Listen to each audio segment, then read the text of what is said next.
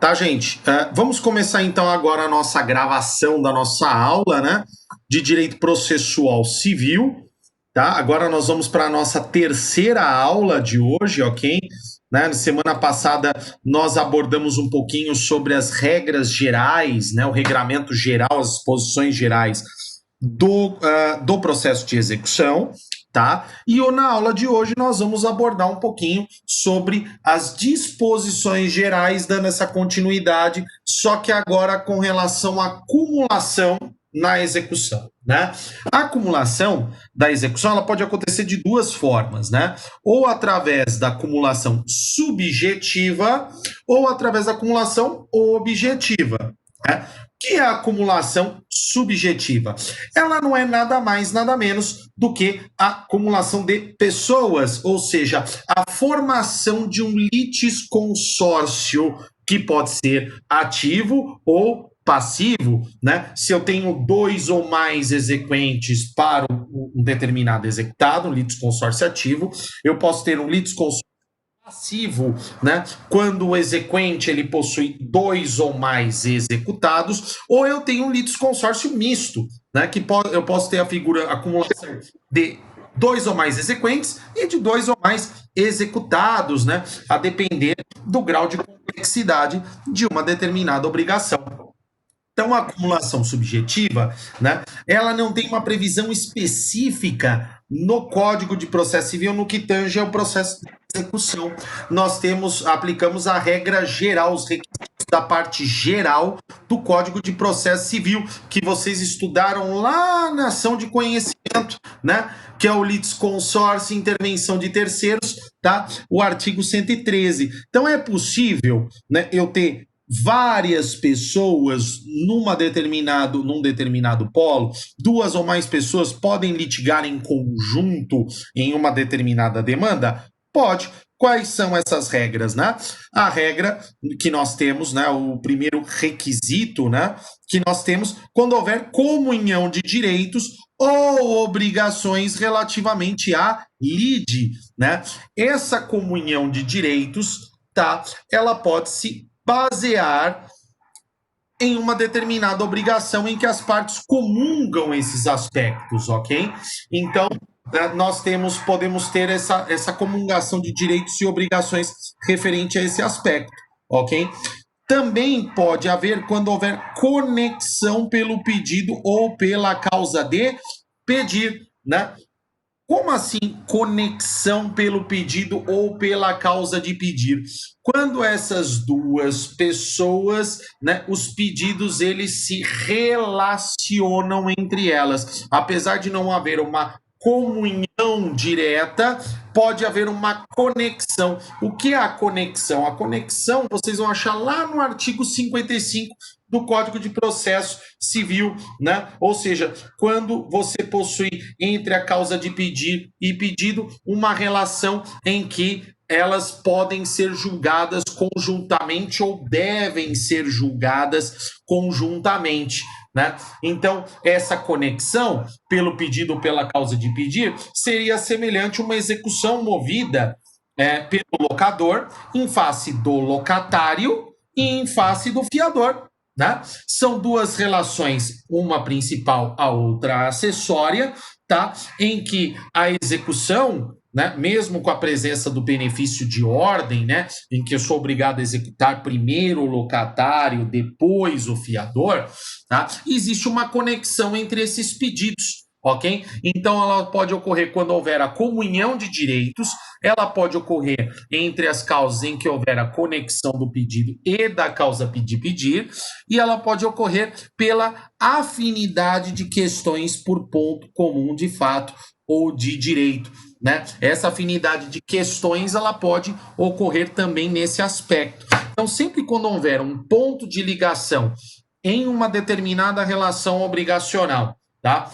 Ou até mesmo num vínculo extra contratual, que pode ser contratual ou extracontratual, que possa ligar duas ou mais pessoas, que possam aproximá-las dentro de um litisconsórcio, é uma questão que pode ocorrer. Então, essa comunhão de direitos, ela pode acontecer, por exemplo... Oi?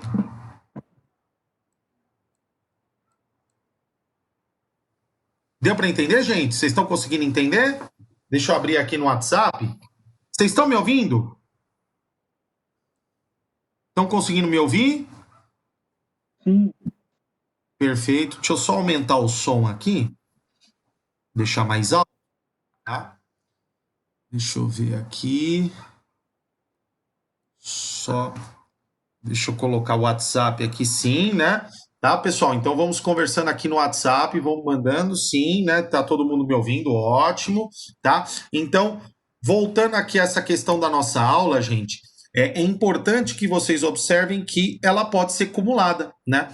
Então, sempre quando houver esse ponto de ligação, pode ser, como vocês estudaram na ação de conhecimento, tá? E isso é mais próximo da ação de conhecimento, a formação do litisconsórcio, que pode ser o litisconsórcio facultativo, obrigatório ou necessário.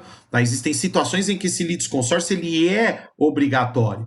Tá? Isso dificilmente isso vai acontecer na execução. Então, por exemplo, como é o caso do litisconsórcio necessário, são aquelas que, quando envolver a matéria sobre questão possessória ou direitos reais, né, imobiliários, que é obrigatória a citação do cônjuge, né, para integrar o polo passivo, ou às vezes até o polo ativo, né, se o cônjuge se recusar, se ele integrar o polo ativo, ele será citado para ingressar no polo passivo, né? Então esse litisconsórcio, tá?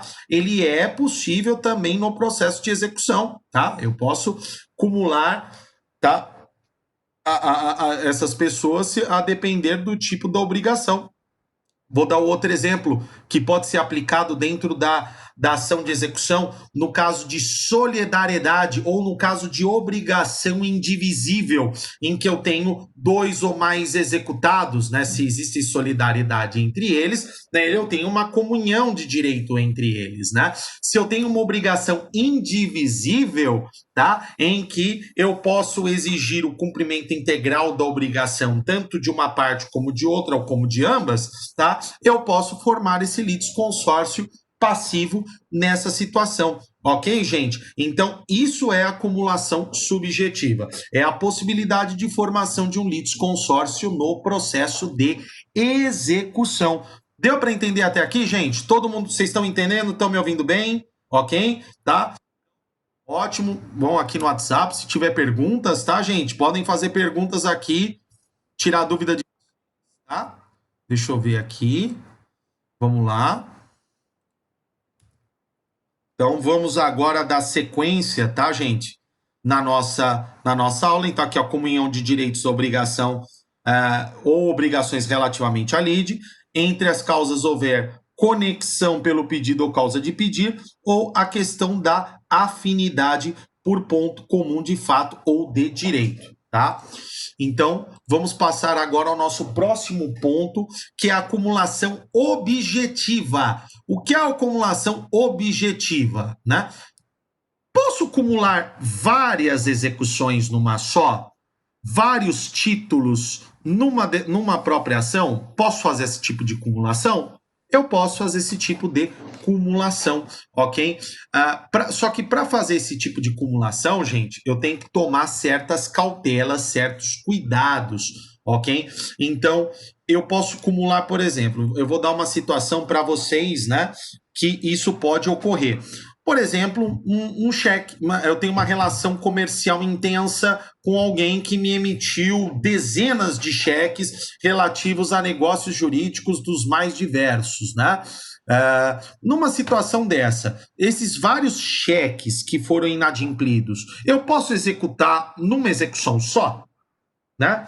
Que vocês já estudaram que um dos princípios constitucionais basilares dentro do direito processual civil é a questão do princípio da celeridade e da economia processual, ok? Então eu poderia acumular? Eu posso, só que eu tenho alguns requisitos, ok? Então nós temos que prestar atenção no artigo 780 do Código de Processo Civil, tá? Vamos fazer a leitura?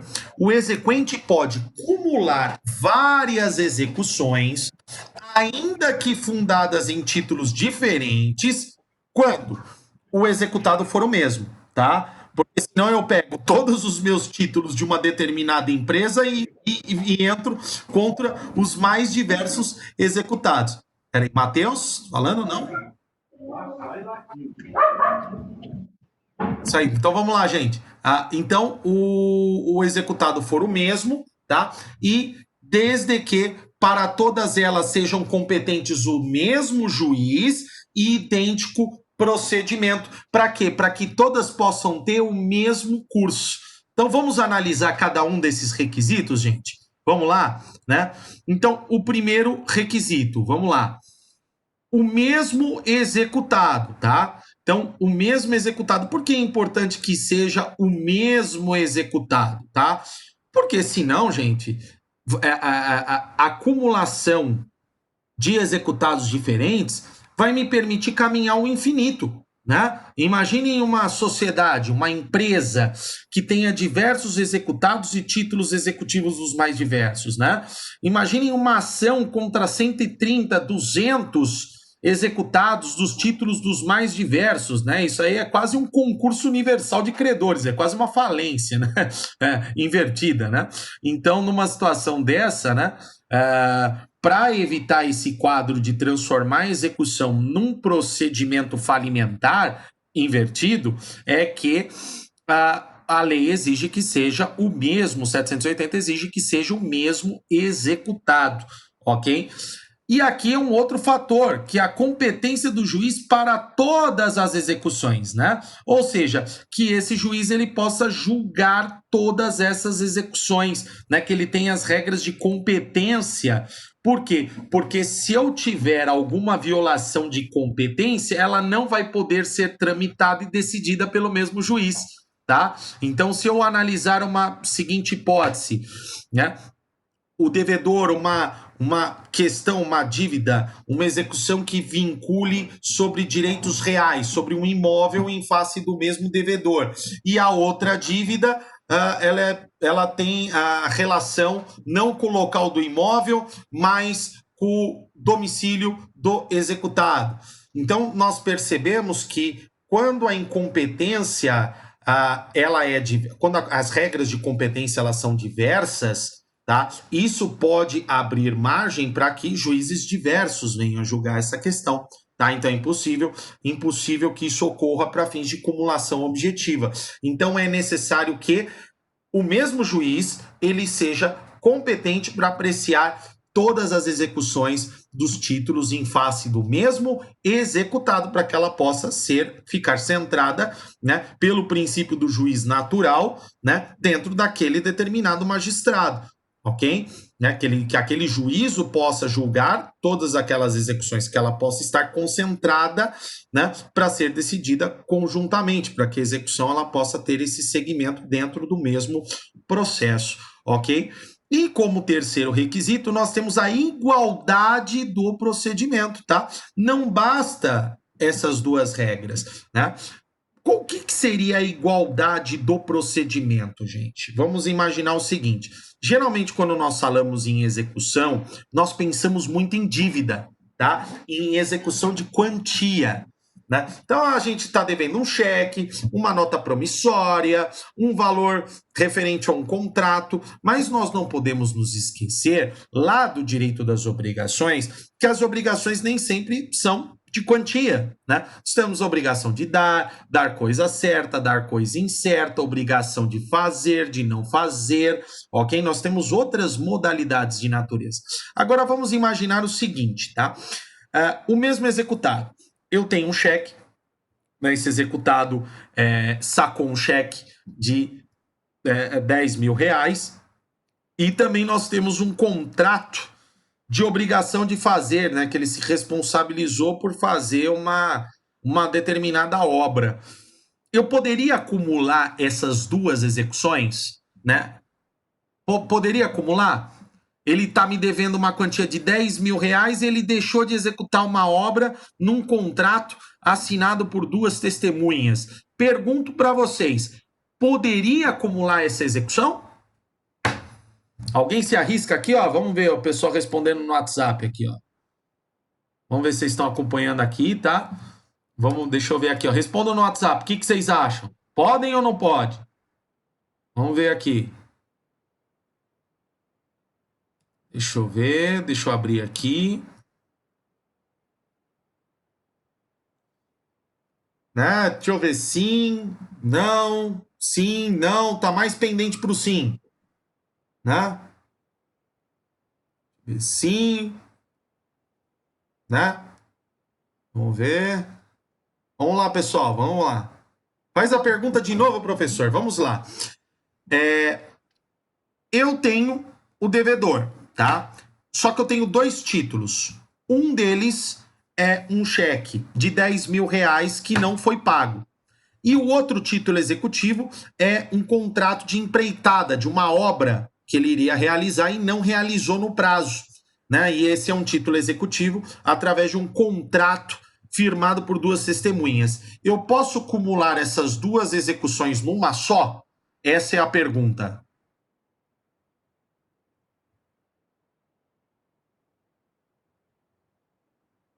Sim, não, né? Então eu tô vendo que a sala tá dividida, né? A sala tá bem dividida. Acredito que não, né?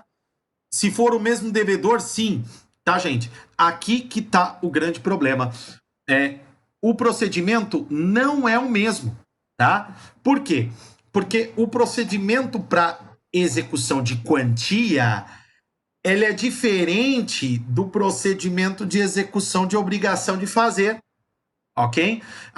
O de quantia vai depender do título executivo. Se o título executivo ele for judicial, eu vou intimar o devedor a efetuar o depósito, o pagamento voluntário da quantia no prazo de 15 dias, conforme reza lá o artigo 523 do Código de Processo Civil. Já se o título executivo for extrajudicial, a intimação para o pagamento será no prazo de 3 dias, ok? Já a obrigação de fazer, não. Né? A obrigação é intimar o devedor para cumprir aquela obrigação. Né? E se ele não cumprir, sob pena de multa diária, sob pena das medidas indutivas, coercitivas, lá do artigo 139 do Código de Processo Civil, né? Então, o procedimento ele é diverso. Tá? Então é isso que a gente tem que prestar atenção. O procedimento de execução de quantia, ele é diferente do procedimento de execução de obrigação de fazer, né? Então, são esses três pontos para acumulação que nós temos que prestar atenção. Primeiro, é o mesmo executado? Né? Essa é a pergunta que nós temos que fazer. Segundo, o juiz é competente para analisar todas as execuções que estão sendo acumuladas? Essa é outra pergunta que nós temos que fazer. Terceiro requisito: a igualdade do procedimento? São todas execuções de quantia? São todas execuções de obrigação de fazer? Né? Porque se elas forem diferentes, eu vou ter que propor uma ação para cada uma delas, né? Ou eu só vou poder acumular um determinado grupo, todas aquelas de execuções de quantia, todas aquelas de execução de obrigação de fazer. Ok, gente? Vocês entenderam essa dúvida aqui ó, no WhatsApp? Vamos ver. Conseguiram entender, gente? Tá? Vão dando seus comentários aqui no grupo do WhatsApp, tá? Para eu ir acompanhando, mas essa é a ideia desses requisitos, tá? Se vocês tiverem perguntas também, né? Se vocês estiverem entendendo, se também não tiver. Então, o que diferencia a execução é a matéria. Sim, a matéria ela pode, na verdade, eu vou dizer que é o objeto da execução, tá? O objeto da execução, porque se o objeto for, qual é o bem da vida, né, que a gente chama isso de pedido mediato? Qual que é o bem da vida pretendido? Se eu quero uma quantia em dinheiro, o objeto da execução, tá, é o que vai ditar o procedimento. Então, se eu quero que seja executada a obra, né, a obrigação de fazer, será uma execução de obrigação de fazer. Se o meu pedido mediado para satisfação do título for necessário o pagamento de uma quantia, vai ser uma execução por quantia certa. Deu para entender, gente? Tá? Então, gostei da pergunta aqui do Flávio, tá? Então, o que diferencia, na verdade, a gente pode dizer que é o pedido, tá?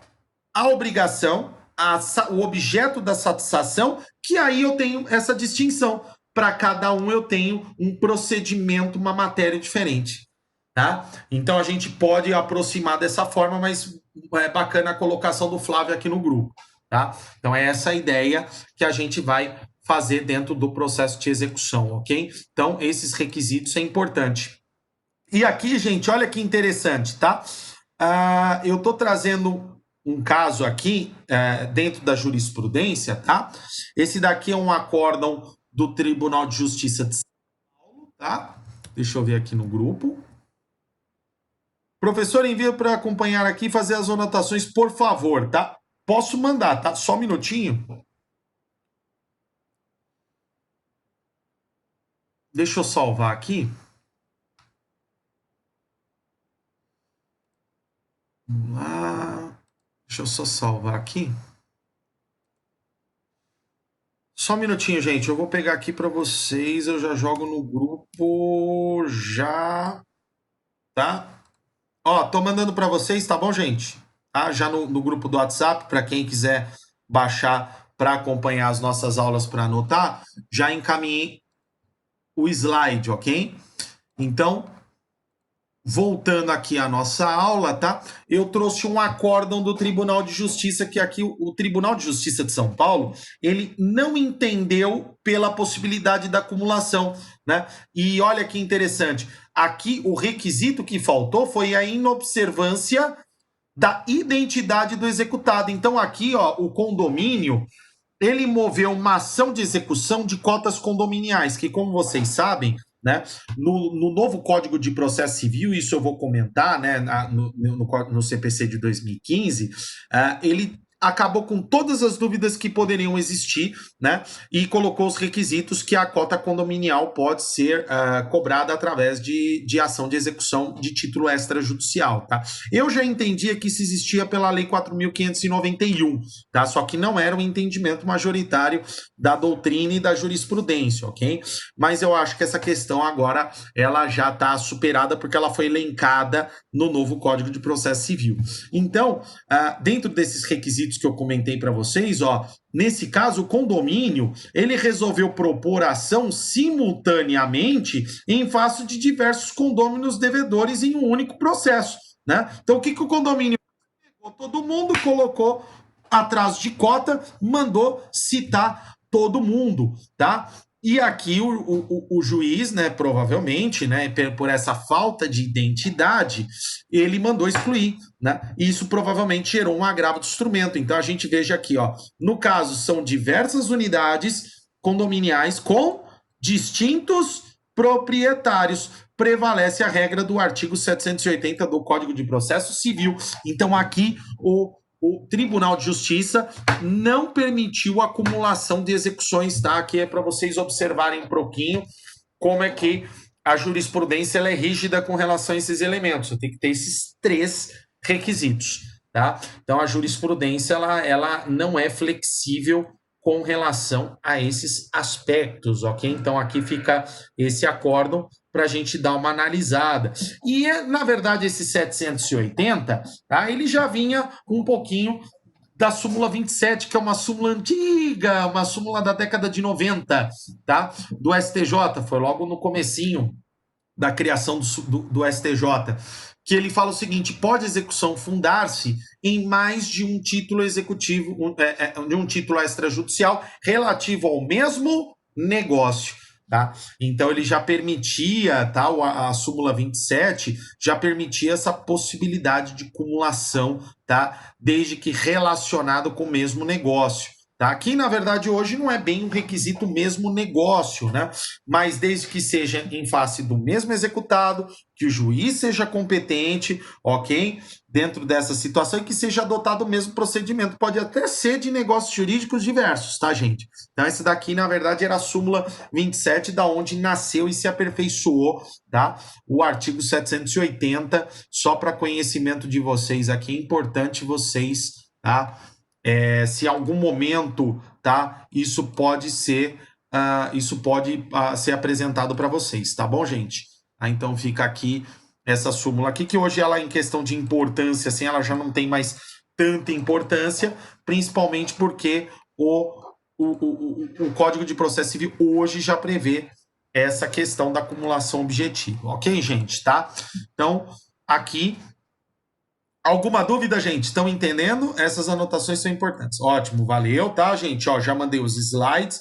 Gente, alguma dúvida? Estão conseguindo assimilar, tá? Conteúdo da acumulação subjetiva e da acumulação objetiva, da acumulação subjetiva litisconsórcio, acumulação objetiva são possibilidade de vários títulos, né? Objetivo, objeto, subjetiva, sujeitos, partes, ok? Então, essa possibilidade de acumulação, tá? Que isso daqui é uma pegadinha que isso pode ser de vocês, ok? Vamos lá. Professor, ó, perguntinha aqui. Professor, no caso de ações que ao trânsito em julgado contra a fazenda pública, tá? Na qual o valor da ação ultrapasse o valor de requisição da RPV, da requisição de pequeno valor, e vire precatório, se houver decisão do juiz ordenando o pagamento total do valor, como fica a situação? A fazenda é obrigada a pagar mesmo que o valor ultrapasse esse limite? Excelente pergunta, tá? Ô, Rafinha, a questão é o seguinte, nós temos que pensar, tá, que quando o valor ele ultrapassa a requisição de pequeno valor, ele vai seguir o regime do precatório, que é aquele previsto no artigo 100, tá? E ele vai entrar. A requisição de pequeno valor, gente, só para alertar para vocês, tá? Esse procedimento mais célere que já permite o pagamento sem incluir a inclusão na lista de precatórios, o que confere maior celeridade. Se são nós temos os limites dos valores, nós temos as situações em que, independentemente do limite de valor, mas nós temos as questões de alimentos, ok? As verbas de caráter alimentar e outras situações que cabe a questão da requisição de pequeno valor. Agora, se houver decisão do juiz ordenando o pagamento total, como fica a situação?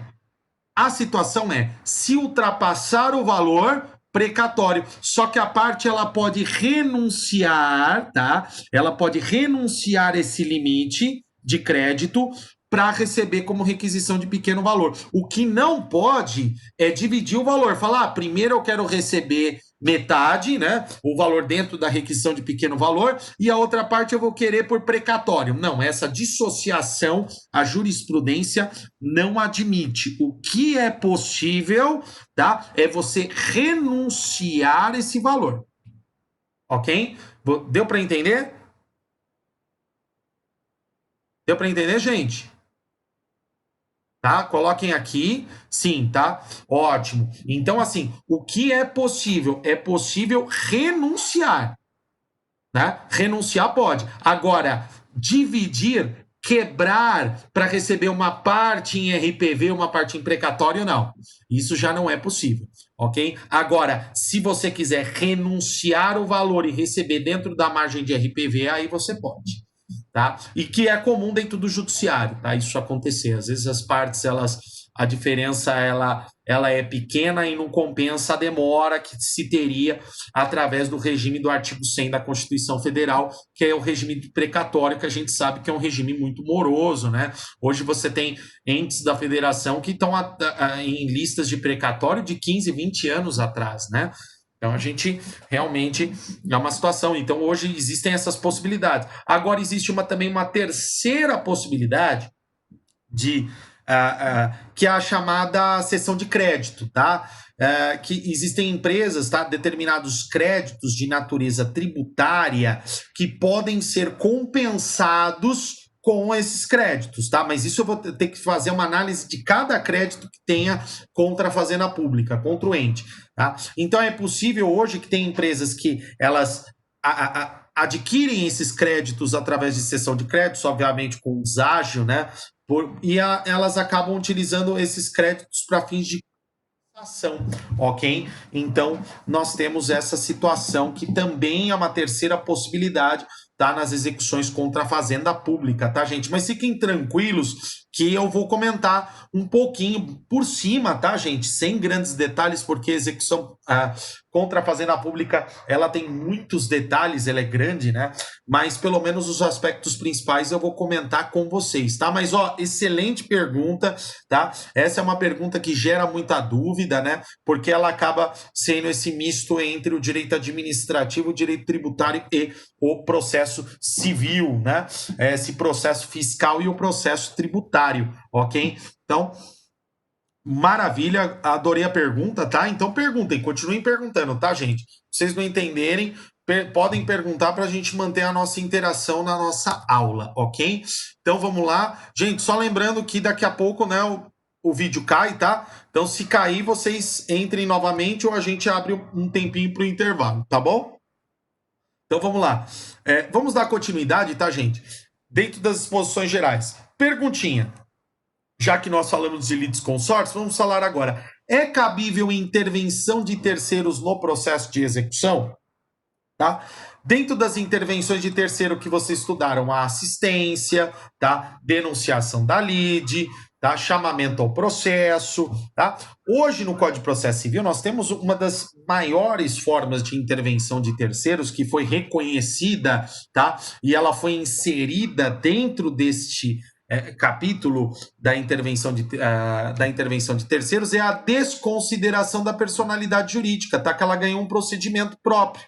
Né? Antes não existia um procedimento previsto no Código de Processo Civil de 1973, não tinha um procedimento específico para a desconsideração da personalidade jurídica. Né? Hoje, nos artigos 133 e seguintes, tá? Justamente para solucionar essas mais diversas, né? Se era para ser feito por incidente, se era dentro do processo ou não, tá? Para solucionar essa questão, foi instituído nos artigos 133 do Código de Processo Civil o incidente de desconsideração, tá? Criando esse procedimento próprio. Né? Então, como é que funciona a desconsideração? É cabível? É cabível. Dentro dessa situação do artigo 133, nós temos duas formas, que é aqui que a gente precisa prestar atenção. Ele pode ser, como regra, através de um incidente, tá? Por que um incidente? Porque eu vou precisar citar os terceiros que eu pretendo desconsiderar, tem que oferecer a possibilidade do contraditório e ampla defesa. Então, se já existir a execução, tá? Ela deve ser feita através de um incidente, tá, gente? Através de um incidente. Agora, se eu tiver numa petição inicial, numa execução de título extrajudicial, eu já sei que existe toda uma manobra de abuso da personalidade jurídica, tá? Eu já tenho conhecimento disso. Não é tão incomum isso acontecer. Já na inicial, eu já sei que existe uma confusão patrimonial, um desvio de finalidade que preenche os requisitos do artigo 50 da desconsideração. Então, já na execução, eu já quero tentar atingir os sócios de uma determinada pessoa jurídica. E nesse caso, se na petição inicial eu já tiver essa noção, eu posso incluir eles? Já posso, tá? Então, se for uma petição inicial, tá? Eu já procedo com essa inclusão na própria execução. Então, eu já vou tratar a desconsideração dentro da ação de execução. Aí vocês me perguntam, professor, o que você acha disso? Eu acho péssimo, tá? Eu acho que foi uma péssima iniciativa no Código de Processo Civil. Por quê? Tá? Porque como eu tenho elementos dentro da ação de execução, tá? Aqui, ó, vou colocar para vocês o artigo 133, tá? Deixa eu colocar aqui, ó, página da internet. Tá, deixa eu compartilhar aqui com vocês, tá? Vamos colocar aqui o artigo 133 para eu mostrar para vocês, tá?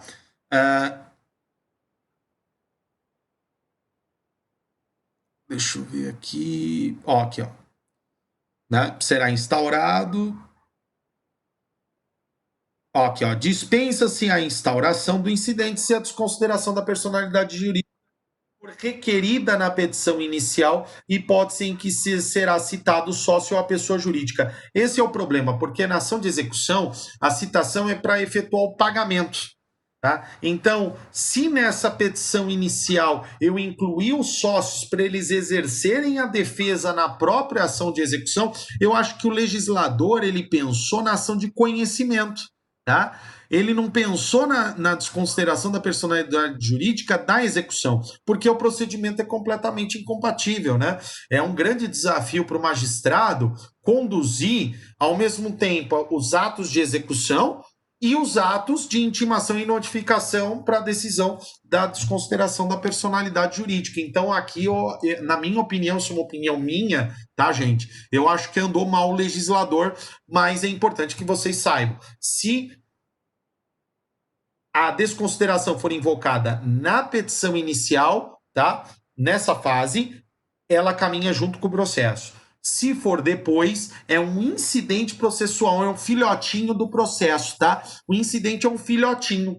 Eu faço um filhotinho que ele caminha, eu decido fora do processo, ok? Que a gente chama de apenso, né? Apenso porque ele era uma estrutura física, né? Ou então a gente falava, é um incidente apensado. Apensado é que ele caminhava conjunto em uma outra estrutura, ok? Então é o que nós chamamos de incidente, ok?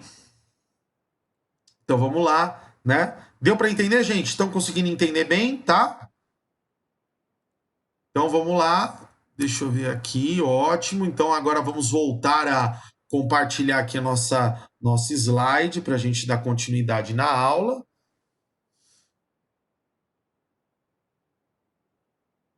Deixa eu ver aqui. Isso, vamos alterar. Cadê aqui? PowerPoint, isso. Então vamos lá, gente.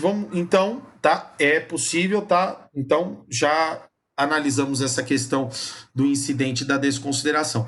Agora nós vamos falar um pouquinho da competência, né? A competência. O que é a competência? A competência é a determinação, a jurisdição, né? De quem detém jurisdição, ou seja, a iuris dictio, o poder de dizer o direito dentro do caso concreto, né? Então a competência são as regras de competência que vão a definir o juiz, né, a deliberar na causa, né? O juiz que detenha, né, o poder para decidir em um determinado processo, tá? E na execução, quais são essas regras de competência básicas, né? Então nós temos aquelas regras gerais lá do artigo 40 e poucos e seguintes do Código de Processo Civil, que tem as regras da ação de conhecimento, aquelas regras gerais, e que acabam sendo até que ligeiramente parecidas com as regras específicas do processo de execução,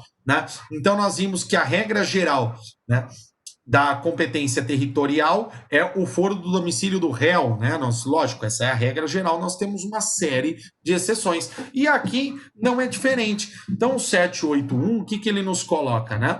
Que a execução ela poderá ser proposta no foro de domicílio do executado. Olha que legal aqui, ó. Ela lembra o foro de domicílio do réu, tá?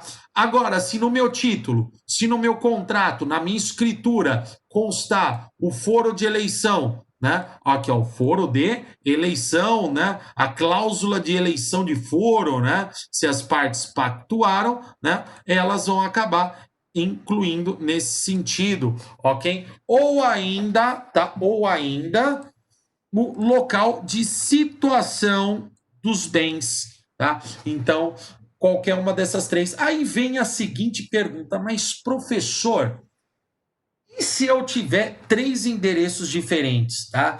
O foro do domicílio do executado é um, eu tenho uma cláusula de eleição de foro nomeando outro, eu tenho a situação dos bens em outro. O que prevalece? Tá? Prevalece o que o credor quiser, tá? Que é aquele princípio do melhor interesse do credor. Se dentro desses três foros de competência, ficará ao cargo do exequente escolher aquele que lhe melhor aprouver para a busca da satisfação da execução, ok? Então, dessas três possibilidades do inciso primeiro, fica a cargo. Então, o importante é nós sabermos, tá? O importante é que o exequente adote pelo menos um deles, tá? que seja o foro de domicílio do executado, ou a cláusula de eleição de foro, o foro de eleição, ou ainda o foro de situação dos bens a eles sujeitos, né? Você fala, como assim, professor? Os bens a eles sujeitos, né? A gente pode estar falando aí de uma execução com garantia hipotecária, com garantia pignoratícia, com garantia anticrética, né? Nós podemos ter uma alienação fiduciária em garantia, né? Nós podemos ter bens relacionados e sujeitos, né, a essa execução, tá? Pode ser uma execução de título referente à aquisição de um bem imóvel, de um bem móvel. Então, nós temos, né, uma infinidade de situações que podem sujeitar determinados bens, né? Uma execução com cláusula de reserva de domínio, né? Que envolvem, enfim, nós podemos ter aí uma infinidade de situações que envolvam o bem que está em uma determinada localidade, ok, gente? Então, esse é o primeiro inciso, que é o 781, inciso primeiro. Aí vem a segunda pergunta, que isso nós temos também um paralelo nas regras de competência territorial do processo da ação de conhecimento. Quando tiver mais de um domicílio, ele pode ser demandado em qualquer um deles, quem tem a pluralidade de domicílio, tá? Ele pode ser escolhido, essa regra nós temos também na ação de conhecimento. Sendo incerto o lugar, incerto ou desconhecido domicílio, ele pode ser demandado no lugar onde ele for encontrado. Isso é até parecido com as próprias regras do Código Civil, tá? Se a gente pegar aqui, ó, no Código Civil, depois eu vou inserir lá, a gente vai localizar essas situações referente ao domicílio, ok? Havendo mais de um devedor, né? Com domicílios diferentes, o que ela pode ser proposta no foro de qualquer um deles, tá? Então vocês percebam, gente, para facilitar para vocês, né? Sempre no final a decisão entre a escolha ela vai acabar refletindo no poder de decisão do exequente, ok? Vocês não precisam decorar, mas qual que é a regrinha que a gente vai ter em mente? Sempre o exequente ele vai poder optar por aquele foro que mais lhe aprouver dentro daquelas possibilidades, tá? Então, aqui a execução pode ser proposta no foro do local, do lugar em que se praticou o ato, tá? Ou em que ocorreu o fato deu origem ao título, tá? Mesmo que nele não resida o executado, tá? Então, pode ser no lugar que se praticou o ato, pode ser no local em que o fato deu origem, tá? Como assim, professor? Não entendi, né? Pode ser, por exemplo, no domicílio do proponente, tá? Onde a proposta ela foi realizada a determinada proposta, a proposta foi aceita, tá? Ainda que o executado não se encontre, tá? Naquele local. Então, essas possibilidades, tá? São as várias possibilidades e que dentro dessas possibilidades o exequente ele vai efetuar essa escolha, ok, gente? Todo mundo entendeu, tá? Então depois vocês podem dar uma lidinha melhor no 798. Estão entendendo, gente? Deixa eu ver aqui no grupo, tá? Vamos ver aqui. Tá todo mundo entendendo, tá? Mandem aqui perguntas, né, para a gente compartilhar aqui. Mas são essas possibilidades. E aqui eu coloquei um quadrinho bem interessante para a gente. Tá? Então, quem é o juiz competente? Foro do domicílio do executado, foro de eleição e foro dos bens executados. Essa é uma regra geral. Geralmente vai variar em torno disso, tá? Aí, se o domicílio mais, tá? Eu posso ter o local de origem daquela determinada obrigação. Então, são, na verdade, acabam sendo variações dessas três modalidades, ok? Então, acaba girando em torno disso, que é o nosso 11º, tá? Isso aqui eu coloquei para facilitar para vocês essa imagem. Então, para revisar, três possibilidades que são as três centrais, que é do inciso primeiro: domicílio do executado, domicílio de eleição que consta no título ou situação dos bens do executado. Ok, gente? Tá? São essas três possibilidades de competência que nós temos, ok? Agora aqui, gente, eu peguei o que eu peguei? Eu peguei um julgado, tá? Também do Tribunal de Justiça de São Paulo, tá? Tratando sobre essa questão da competência, né? E aqui para mostrar como a execução ela pode ser proposta de acordo com o interesse do exequente. Tá? Por quê? Porque aqui nessa execução teve uma cláusula de eleição de foro indicando um endereço e o executado tinha outro endereço. Tá? E isso gerou, né? Será que a cláusula de eleição de foro prevalece em face do domicílio do executado? Né? E aqui no processo de execução, né, a gente tem aquele princípio do melhor interesse do credor. A quem vai competir essa prevalência, essa escolha é ao exequente, ok? Então vamos fazer a leitura desse agravo de instrumento. Né? Como o processo de execução foi ajuizado contra mais de um devedor, o exequente optou em ajuizar a demanda no domicílio da executada localizada em São Paulo, como lhe faculta o inciso 4º do artigo 781 do novo Código de Processo Civil. Embora pactuada a cláusula de eleição de foro, é facultado ao exequente, prestem atenção, ó, embora pactuada a cláusula de eleição de foro, tá? É facultado ao exequente promover o ajuizamento da execução no domicílio do devedor, conforme disposto no artigo 781, inciso 1º do Código de Processo Civil. Então, essa é a parte boa que nós temos, tá? Não compete ao devedor essa impugnação. Não existe graus de preferência entre as competências. Tá? Caberá ao exequente, se o exequente tiver essas duas possibilidades, ele pode, tá, facultar a escolha. Se tiver cláusula de eleição de foro, ele pode propor em face do domicílio do executado ou na situação da localidade, mesmo que tenha não há uma prevalecendo sobre a outra. Tá? Por isso que eu deixei esse acórdão bem interessante do Tribunal de Justiça que mostra que não existe. Agora, eu não posso propor num foro aleatório, tá, gente? Isso aqui é uma dica. Se o executado é de São Paulo, a cláusula de eleição de foro é o Rio de Janeiro e os bens se encontram em São Luís do Maranhão, tá? Eu posso propor a ação em Belém do Pará? Não, não posso, tá? Então eu não posso escolher aleatoriamente. Dentro dessas